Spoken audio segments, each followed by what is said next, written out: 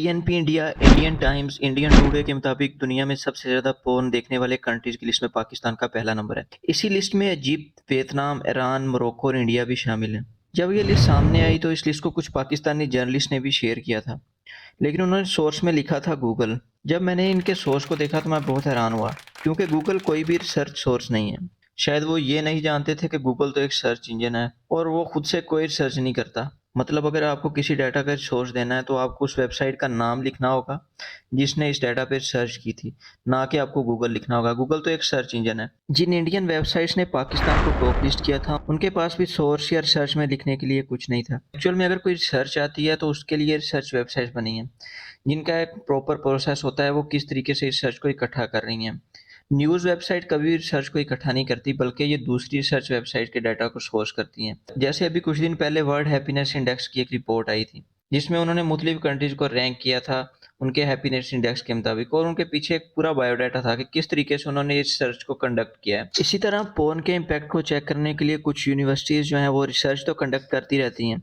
पाकिस्तान इस लिस्ट में टॉप पे है या नहीं, ये तो हम बाद में डिस्कस करते हैं, लेकिन उससे पहले ये जानते हैं हर पोर्नोग्राफी वर्क कैसे करती है, पाकिस्तान में यंग जनरेशन इसका क्यों शिकार हो रही है, और कैसे ये हमारे मेंटल हेल्थ, न्यूरल फंक्शनिंग और इंटीमेट रिलेशंस को इम्पैक्ट करती हैं।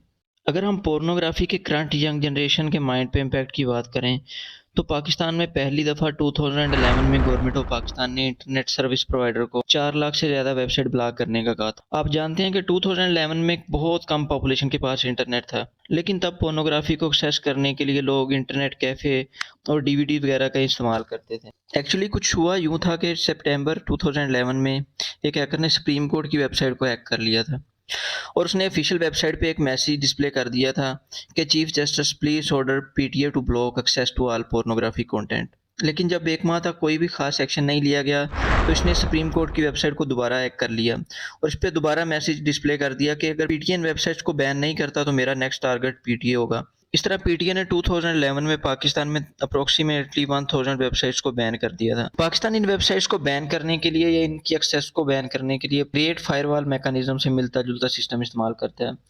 एक्चुअली ग्रेट फायरवॉल वही मैकेनिज्म है जो चाइना इस्तेमाल करता है। आपको पता है चाइना के अंदर ना तो आप गूगल को एक्सेस कर सकते हैं, ना यूट्यूब को एक्सेस कर सकते हैं, ना ही फेसबुक को एक्सेस कर सकते हैं। उन्होंने इसके अल्टरनेटिव बनाए हुए हैं, और वो एक प्रॉपर जो मैकेनिज्म इस्तेमाल करते हैं उसको ग्रेट फायरवॉल का नाम देते हैं। इस बैन ने पाकिस्तानी यूजर्स की इन वेबसाइट्स तक डायरेक्ट एक्सेस को तो काफ़ी हद तक कंट्रोल कर लिया है, लेकिन अभी भी पोर्न वाचिंग नंबर में बहुत इजाफा हो रहा है।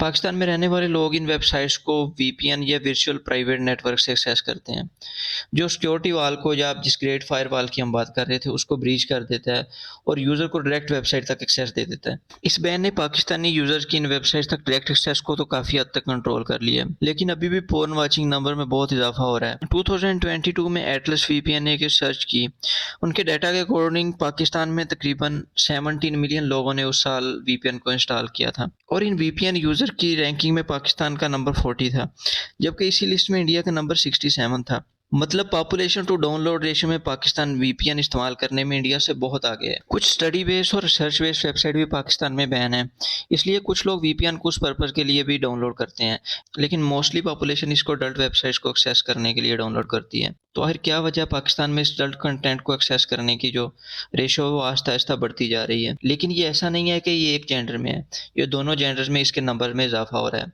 जैसे हम 2018 में पोर्न हब की रिसर्च की बात करें, तो इसके अकॉर्डिंग 90% मेल ने पिछले एक माह में कम से कम एक दफ़ा पोर्न देखी थी, और वहाँ ये रेशो फीमेल के लिए अराउंड 60% थी। क्या आपने कभी सोचा है कि एक दफ़ा पोर्न देखने वाला इसका मुस्तकिल शिकार क्यों हो जाता है, और आखिर क्यों ये पोर्न एडिक्शन इतनी कॉमन है? इस एडिक्शन को समझने के लिए हमें देखना होगा पोर्न देखने पे हमारा ब्रेन कैसे रिएक्ट करता है।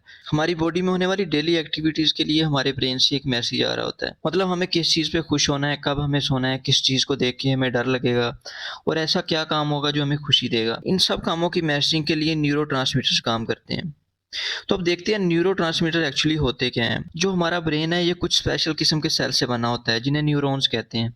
इसमें न्यूरोट्रांसमीटर का काम इन न्यूरॉन से मैसेज लेके दूसरे न्यूरॉन्स तक या बॉडी के किसी भी हिस्से तक पहुंचाना होता है। इन न्यूरोट्रांसमीटर के हमारे दिमाग में टोटल नंबर के बारे में तो अंदाज़ा नहीं लगाया जा सकता, लेकिन अभी तक 100 से ज़्यादा न्यूरोट्रांसमीटर्स के फंक्शन डिस्कवर हो चुके हैं। जैसे कुछ कॉमन न्यूरोट्रांसमीटर की बात करते हैं। सेरोटोनिन एक न्यूरोट्रांसमीटर है जो हमारे स्लीपिंग पैटर्न और एपेटाइट वगैरह को कंट्रोल करता है। इस तरह एक हिस्टामाइन है जो हमारे फीडिंग और मोटिवेशन पैटर्न को कंट्रोल करता है। और जिस न्यूरोट्रांसमीटर की हम आज बात करेंगे इसका नाम डोपामाइन है, और देखेंगे कैसे डोपामाइन हमारी पोर्नोग्राफी हैबिट पे इम्पैक्ट करता है। डोपामाइन आपके ब्रेन से उस वक्त रिलीज होता है जब आप किसी रिवार्ड की एंटिसिपेशन या एक्सपेक्टेशन में होते हैं। जैसे आप छोटे थे और एक दिन आपके पापा ने आपसे कहा कि जब वो वापस आएंगे तो आपके लिए साइकिल लेके आएंगे। चलें एज्यूम करते हैं कि उन्होंने 4 बजे वापस आना था, तो आप इससे बहुत पहले ही एक्साइटेड हो जाएंगे। आप अपने ब्रेन में साइकिल चलाने के प्लेयर को फील करेंगे। इस वक्त आपको साइकिल तो नहीं मिला, मगर इस साइकिल के इंतजार में, इस एंटिसिपेशन में, इस एक्सपेक्टेशन ऑफ रिवार्ड में आपके ब्रेन में डोपामाइन रिलीज होगा। और जैसे जैसे आपके पापा के वापस आने का टाइम होगा, डोपामाइन का लेवल आपके दिमाग में बढ़ता जाएगा। लेकिन इस सब में गलत क्या है? डोपामाइन तो एक सिंपल न्यूरोट्रांसमीटर है जो आपकी एक्सपेक्टेशन ऑफ रिवार्ड में रिलीज हो रहा है। एक्चुअली इशू तब होता है जब डोपामाइन एक हद से बढ़ जाता है या एक हद से कम हो जाता है। एक ऑप्टिमम लेवल पे ही डोपामाइन का रिलीज होना जरूरी है। डोपामाइन का कुछ ज्यादा होना या कम होना सीरियस प्रॉब्लम की तरफ लीड कर सकता है।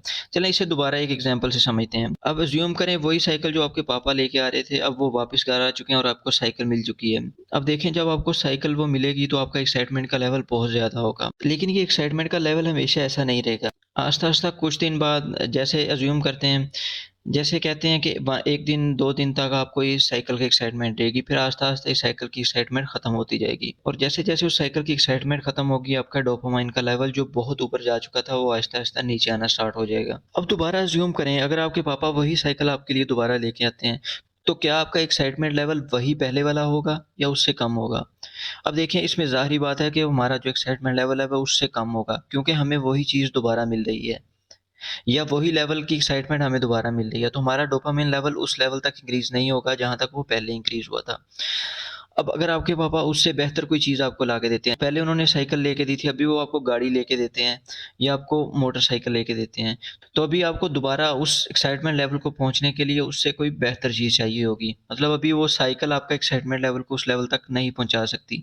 अब डोपामाइन के उस लेवल तक पहुंचने के लिए आपको उससे कोई ज़्यादा चीज़ चाहिए होगी। सेम पोर्नोग्राफी में भी पहली दफ़ा पोर्न देखने पे डोपामाइन रिलीज होता है जो आपको इंस्टेंट ग्रेटिफिकेशन देता है। पहली दफ़ा पोर्नोग्राफी देखने पे डोपामाइन का जो लेवल रिलीज हुआ था, अब क्या आप दोबारा वही पोर्नोग्राफी या उसी लेवल तक देखते हैं? फॉर एग्जांपल आपने पहली दफ़ा 10 मिनट्स के लिए पोर्न देखा था, तो क्या दोबारा 10 मिनट्स के लिए पोर्न देखना आपको उतनी ही ग्रेटिफिकेशन दे सकता है?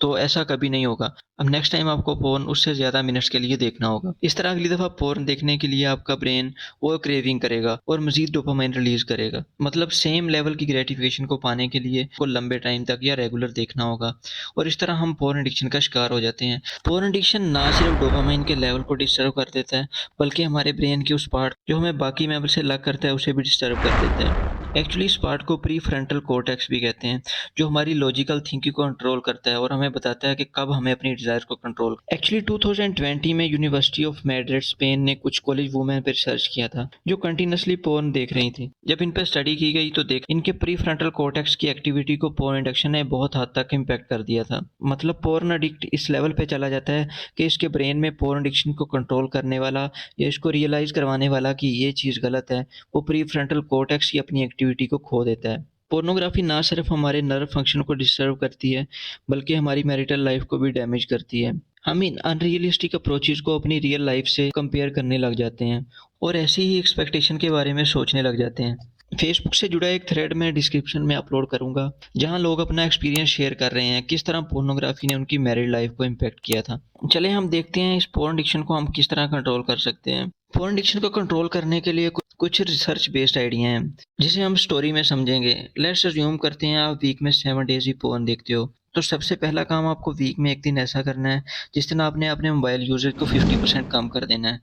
मतलब हम सैटरडे का दिन लेते हैं, सैटरडे को आप 8 आवर्स मोबाइल यूज़ करते हो, तो आपने इसे बाय फोर्स 4 आवर्स कर देना है और बाकी 4 आवर्स के लिए आपने किसी फिजिकल एक्टिविटी को चुनना है।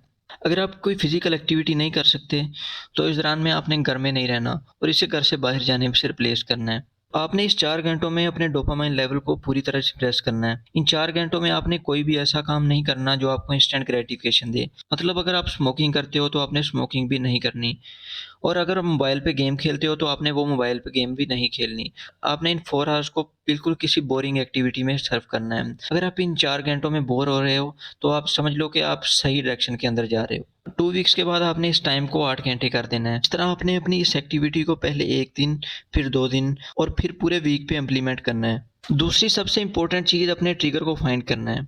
मतलब अगर आप पोर्न क्विट भी करना चाहते हो, लेकिन ऐसी कोई एक्टिविटी जो आपको फ़ोर्स करती है, तो उसे हमने रिप्लेस करना है। जैसे आप फ़ेसबुक या इंस्टा यूज़र हो, तो दोनों का एल्गोरिदम कुछ इस तरह से वर्क करता है कि जो चीज़ें आप ज़्यादा देखते रहते हो, वही आपकी ज़्यादा सेशन में शो होती हैं। अब अज़्यूम करें आपको 2 चीज़ें प्लेयर देती हैं। मतलब एक चीज़ आपको पोर्न वाचिंग की तरफ लीड करती है और दूसरा आप एनिमल फाइटिंग या गेमिंग को पसंद करते हो। आप उन चीज़ों को छोड़ दो जो आपको पोर्न एडिक्शन की तरफ ट्रिगर करती हैं। आप एनिमल फाइटिंग या गेमिंग से रिलेटेड चीज़ों को ज़्यादा देखो। जैसे आप इंस्टा या फ़ेसबुक पे रील देख रहे हो, तो आप वही रील्स बार-बार देखो जिसमें एनिमल फाइट्स है या गेमिंग है। तो फिर आप देखोगे कुछ दिन के बाद आपको एनिमल फाइट और गेमिंग से रिलेटेड रील्स ही शो होना स्टार्ट हो जाएँगी। और वो रील्स या वो फ़ीड जो आपको पोर्नोग्राफ़ी की तरफ लीड करती थी, वो आहिस्ता-आहिस्ता ख़त्म होना स्टार्ट हो जाएगी। मैं एक्सपेक्ट करता हूँ कि आपको पोर्नोग्राफ़ी के नुकसानात के बारे में भी पता चल गया होगा और इन टिप्स से आप पोर्नोग्राफ़ी को बहुत हद तक कंट्रोल भी कर सकते हैं। और अब अगर पाकिस्तान की पोर्नोग्राफ़ी की रैंकिंग के बारे में बात करें, तो ऐसी कोई रिसर्च नहीं है जिसमें Pakistan most pornography watching countries की लिस्ट में हो। लेकिन इसकी सबसे बड़ी वजह वीपीएन का इस्तेमाल भी हो सकता है। मतलब मोस्टली रिसर्चेज़ यूज़र के आईपी एड्रेस से होती हैं। आईपी एड्रेस से वो उस कंट्री को लोकेट करते हैं। लेकिन पाकिस्तान में बहुत सारी वेबसाइट्स को बैन कर दिया गया है और पाकिस्तानी इन वेबसाइट्स को वीपीएन के ज़रिए एक्सेस करते हैं, जिससे लोकेशन चेंज हो जाती है। इस वजह से उन सर्चर के पास कोई भी डाटा पाकिस्तान के बारे में कलेक्ट नहीं हो सकता।